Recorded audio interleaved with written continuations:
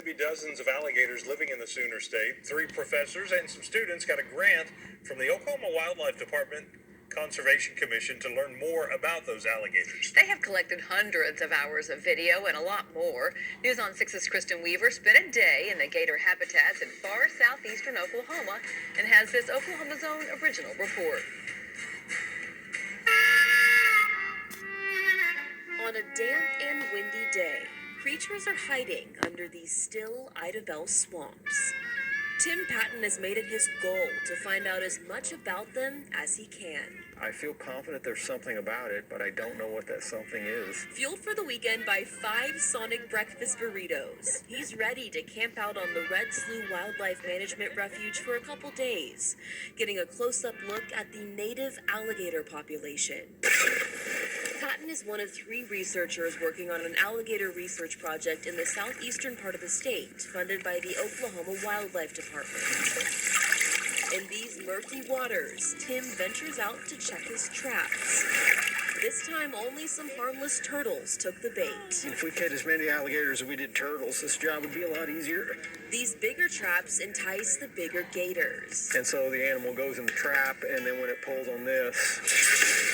The traps are one of the ways Tim and his research partners capture alligators. He's blinded. But the most effective method is a more aggressive one, an after-dark search by boat, where they catch gators with a pole or big grabbers. The key is searching across the water for beady red eyes. When you get the eye shine on them, they'll just sit there. The largest we've captured so far is right around 9 feet.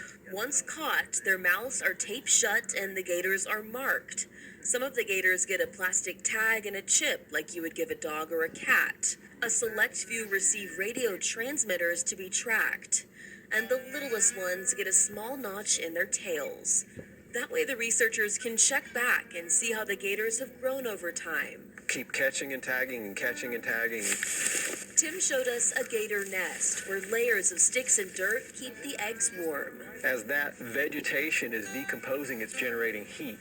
Once the gators hatch, you can find the babies hiding in a den like this one with their mother close by. The tiny chirps from the babies are cries for their mothers. The researchers get to study these gators for 2 years, from just babies to full-grown adults up to 16 feet, and they say this is what they're the most passionate about doing. The researchers began studying the alligators years before they got this funding from the Wildlife Department. And now they're trying to answer a lot of questions people have. We want to know what's the sex ratio, how many males, how many females. We want to know the size structure, how many little ones, medium, big ones. Sometimes the scientists watch from afar. So I'm about 90% sure I see one over there. But researcher Jared Wood likes to get up close and personal. He's installed game cameras all over the refuge. I've got a couple thousand videos, and some of it's pretty remarkable. There are lots of supporting actors in these videos, like an otter family trying to infiltrate the den, or this rabbit that narrowly escaped being dinner for a hungry gator mom.